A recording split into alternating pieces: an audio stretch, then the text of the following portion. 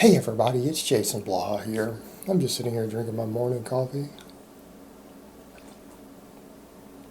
Like 5 in the morning trying to wake up.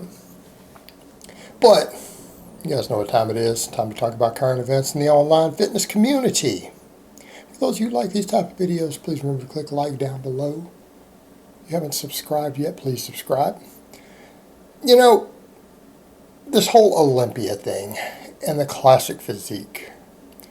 I'm going to go ahead and cover this a little bit. I know people know I'm not a bodybuilding fan. I don't like the bodybuilding world. I don't like the idea of competitive bodybuilding. And people want to know why. I mean, we can set all the health stuff aside. We can set all the nonsense aside, all the BS that goes on in their ridiculous world aside. And just look at something like what happens with this classic physique division, and then come back and tell me that I'm not justified in my thoughts on this whole thing being insane. Christian Bumstead. Now, he won. Therefore, he has in classic physique, supposedly the best classic physique according to the IFBB in the world this year. I thought the classic physique is a division that they started because bodybuilders looked hideous, right? Because people try to say that, oh, they look good. No, modern bodybuilders do not look good by any metric. Right? You guys can't just recreate. You can't recreate what is considered to be attractive or aesthetic. Right? It's like people in certain social circles and SJWs want you to accept and force upon you the idea that certain body types are beautiful and attractive who, are over 100 pounds overweight, right? You can't force people to accept that unless they have a thing for it. Well, it's the same with the current bodybuilding world. Bodybuilding is not aesthetically pleasing to the eye, okay? To the artistic eye, it is not aesthetically pleasing. And I'm not even talking about even the enhanced guys. I'm talking about even the natural guys today. Because if they're truly natural, they're still at like 6% body fat, which looks revolting to everybody. Being shredded is revolting, not aesthetically pleasing to the eye, unhealthy and all that. Because we know intrinsically that it's not healthy to be 6% body fat. Therefore, we know intrinsically that it doesn't look good. So they promote all that nonsense. Well, they've come over and said, well, we're going to create this classic physique so that these guys can look more like the older school guys. Now, they should have called it classic bodybuilding because I would think of the classic physiques would be guys from the 60s and 70s in the bodybuilding world, the guys who were winning. Arnold Schwarzenegger, Franco Columbu, Serge Nubret. Go back to the generation before them, Reg Park, Larry Scott, Steve Reeves. You look at all those guys. Those are classic physiques, right? Classic physiques. Anybody on that stage look anything like that? Does any of them look even remotely like that? No. They just look like the pro bodybuilders, but with slightly less muscle and slightly less gut. There's no different. They all have side enhancement all over the place. They're all way too lean. They have grotesque proportions. Doesn't look good. It looks hideous. And then you take Christian Bumstead. I don't know anything about the guy other than photos. I've seen him. I know nothing about his personality, anything he's done outside of this. But the first time I saw a photo of this guy ever in my life, like last year, I actually got sick to my stomach. Now, people are going to say, well, I get sick to my stomach looking at you. No, it's not for that reason. I don't mean because he's gross in that regard. Because I physically know what injection sites feel like. And I saw his delts. And the copious, ridiculous amount of stuff that this guy has injected into his delts for them to have the shape that they have. The guy has to be in physical pain. Like, it has to actually be agonizing, and his range of motion has to be limited, right? Because he has so much scar tissue and oil in his delts. Like, it's not just a little bit. And people need to understand that. I mean, he's got visible side enhancement in his triceps. All right, anyone who has a trained eye towards lifting, has been around drugs, knows what different forms of side enhancement looks like. All bodybuilders do it. All of them. Every single one of them at any serious level.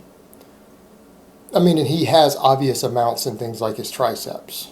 The lateral head of his tricep has quite a bit of oil in it. Very, very clearly obvious when you look at it.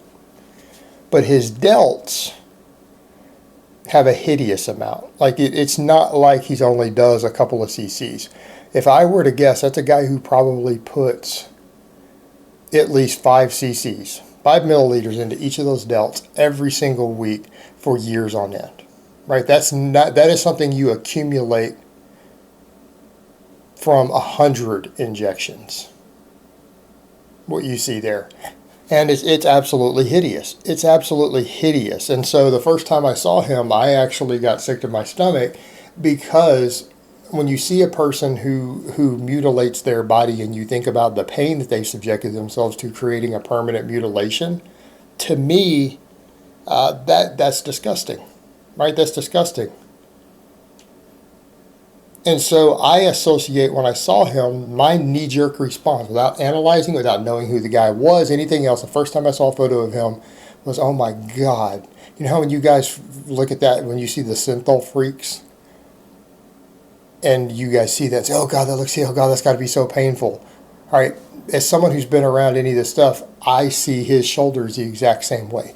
Like, that's a freakish thing, and he's got to be what was he thinking to subject his body to that? It's a mutilation, because that's going to be semi-permanent. That's not really going to go away. Okay, there's scar tissue in there. And at a certain point, you got to look at that and go, man, how much pain did he subject himself to just keep injecting into that scar tissue over and over and over and over and over in a sensitive area like your shoulder? And so when I see that, that's what goes through my head.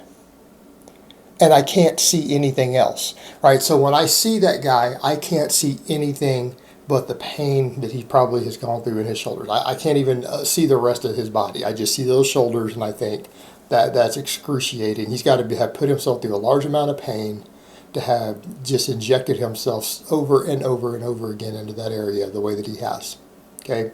And it looks revolting. That is what these judges have decided is a classic physique. And the fans don't even see it. The fans who follow this nonsense blindly talk about how aesthetic he is and how great his lines are. It's like, what are you talking about? Anything you think you see that might look good has to be offset by those big, ridiculous shoulders turning at right angles at different points on his delt. And the fact that he's got at least 3 to 4 inches of fake tissue in there that's just scar tissue and encapsulated oil. Right? It's freakish. And so you see that, and then you have to go, well, what in the hell are they doing? And it's because it's bodybuilding judges who are judging these same people.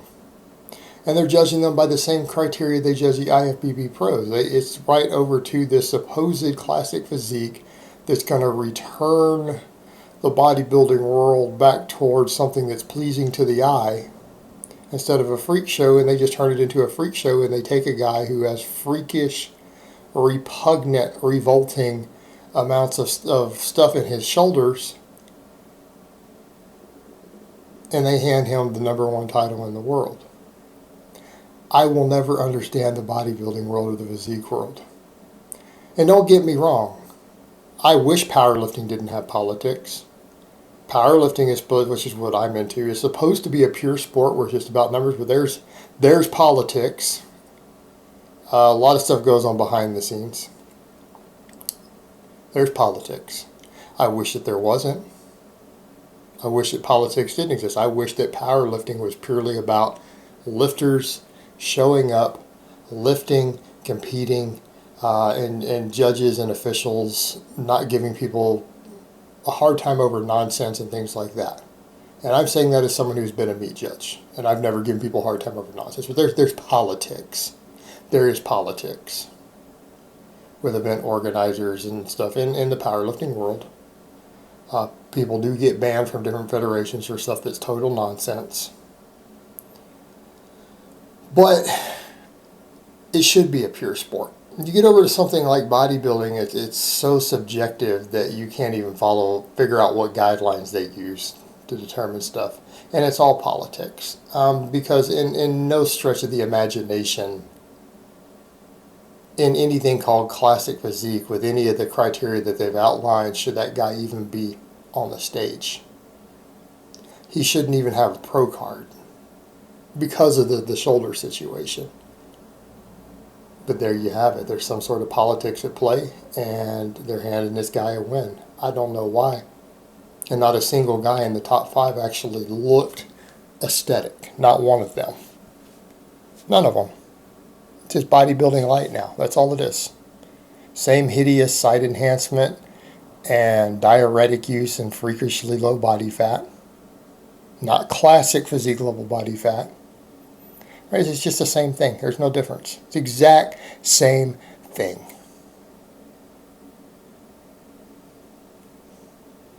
Classic physique is now where bodybuilding, freakish bodybuilder was in the 90s. It's the exact same point again. So now they're going to need to start another classic physique to make the guys look like the 80s and still not look like classic physiques. I don't know. Alright guys, well that's really all I have to say on that today. I hope it's been informative, and I will talk to you guys next time.